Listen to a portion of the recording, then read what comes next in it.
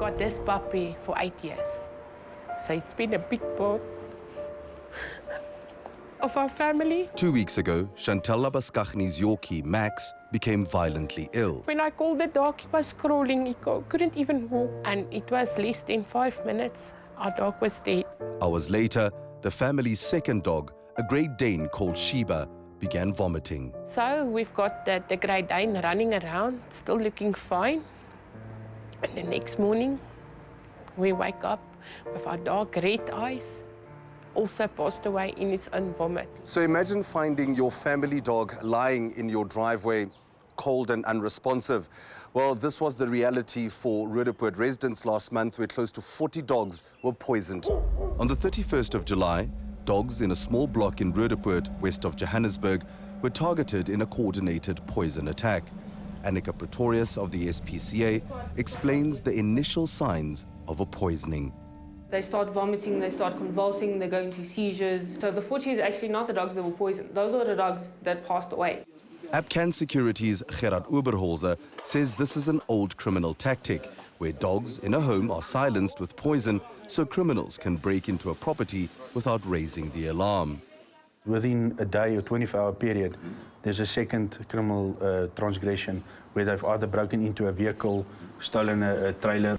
What pushes criminals to target a specific area? If you've got a well-kept car and you drive a nice vehicle, they know what resources goes into it. We get calls 2 to 3 times a week, and that's just to us. That's not the person that goes directly to the police station, for instance.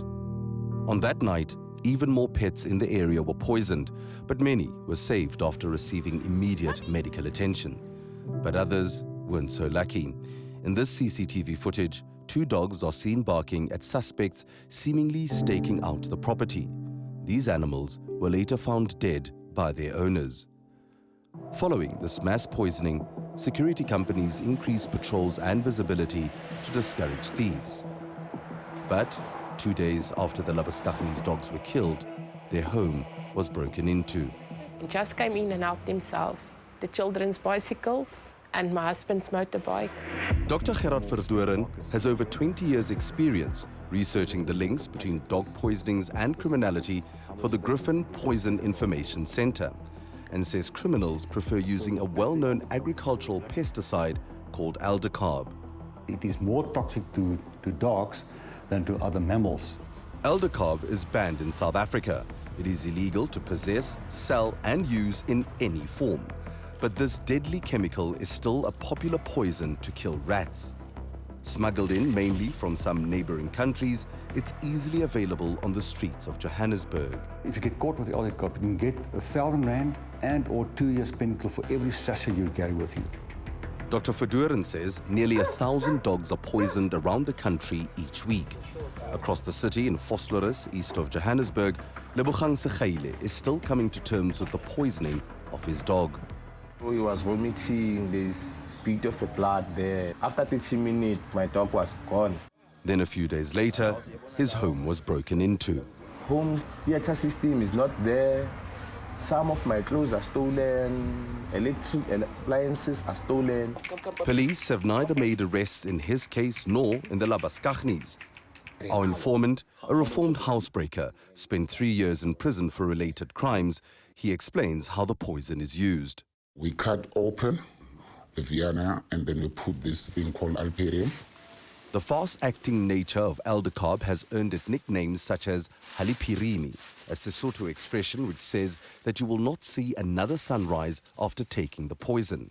It's also known as two-step because if enough is ingested, a victim could be dead after taking just 2 steps. After we throw it in the yard, we leave, then we come back after an hour. Obviously, the dogs will be dead. And then we go inside the house and then we take whatever we want to take. So not all dog poisoning incidents are motivated by cruel intentions. Some are purely accidental, with people trying to get rid of pests. And compared to other rat-killing chemicals, Aldicarb is the cheaper option. The poison is mixed with food bits and left out for rats to consume.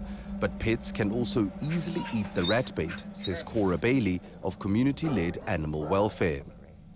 I would say that More than 90% of the cases we see are accidental poisonings. It obviously depends on how quickly they can get medical care. A huge number of them do die. In a disturbing coincidence, our interview was cut short when a stricken dog owner rushed in their dog, Danger, with symptoms of poisoning. Danger was given a dose of charcoal to absorb the toxins in his stomach and then put on a drip.